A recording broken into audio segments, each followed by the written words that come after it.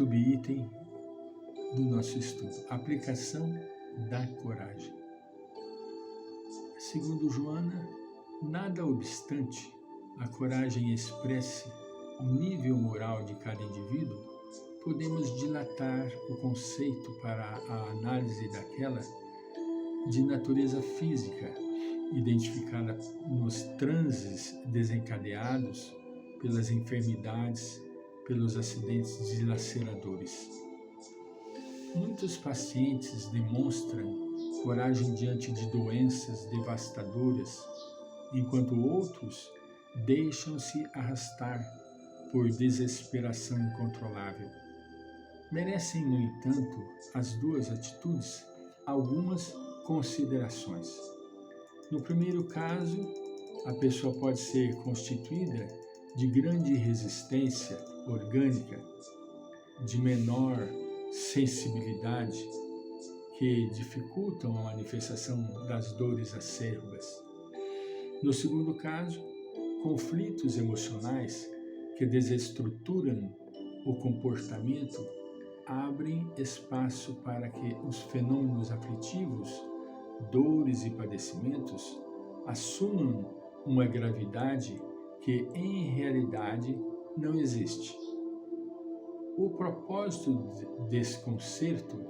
o próprio desconcerto emocional contribui para a exacerbação da sensibilidade, transformando-se em aflição desmedida.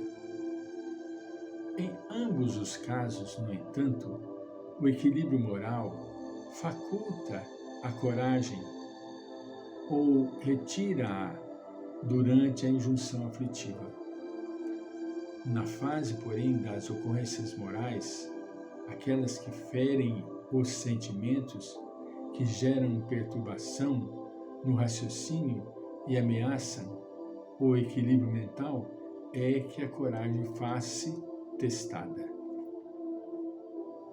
Nesse caso, torna-se constituída pelos elementos da autoconsciência, da compreensão do seu significado existencial e do raciocínio lógico para a diluição do gravame,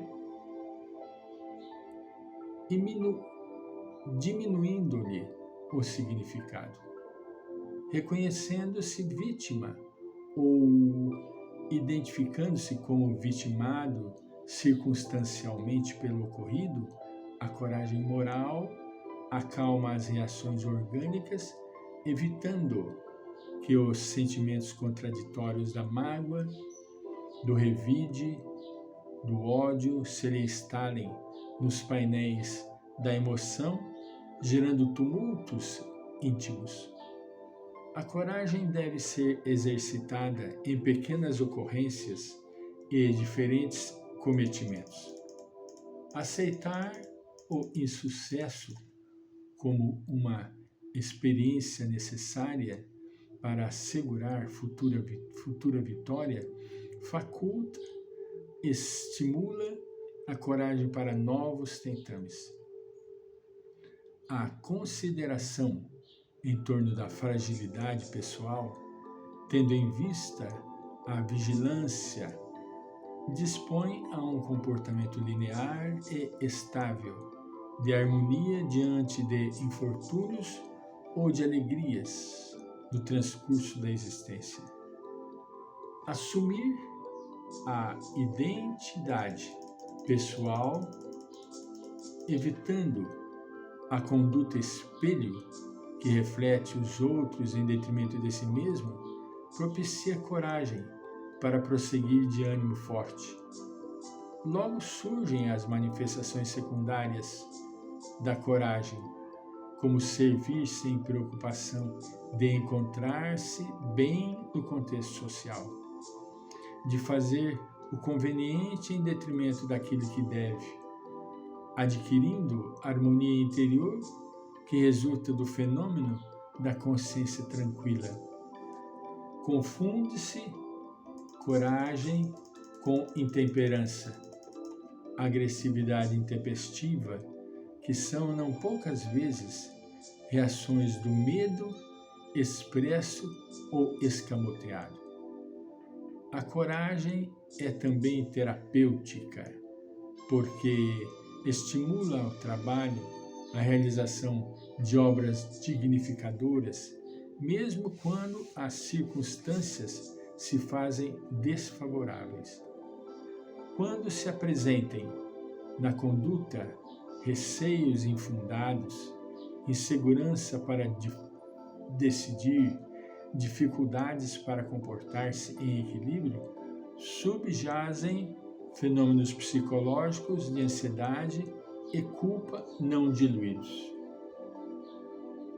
Recursos psicoterapêuticos devem ser buscados, a fim de propiciar a coragem, o valor moral para a autoavaliação, sem pieguismo e demonstração interior para melhor sem pressa. Como corolário da coragem moral superior, o amor desempenha uma função primordial naquele que se candidata à aquisição da harmonia no processo da sua evolução. Como corolário da coragem moral superior, o amor desempenha uma função primordial naquele que se candidata à aquisição da harmonia no processo da sua evolução. Não teremos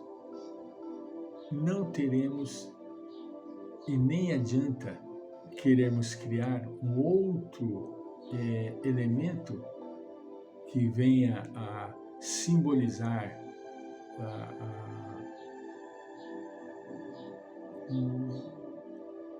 o ápice da coragem, que não seja o amor. O amor, verdadeiramente, ele nos impulsiona ao crescimento. A pessoa que verdadeiramente ama, ela não teme. Ela não teme. E se ela não teme, o que ela tem? Coragem. A coragem está intrinsecamente ligada à criatura humana.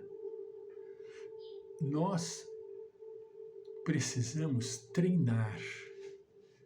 Francisco, mas você fala da coragem como se fosse uma coisa que se conseguisse facilmente. Não.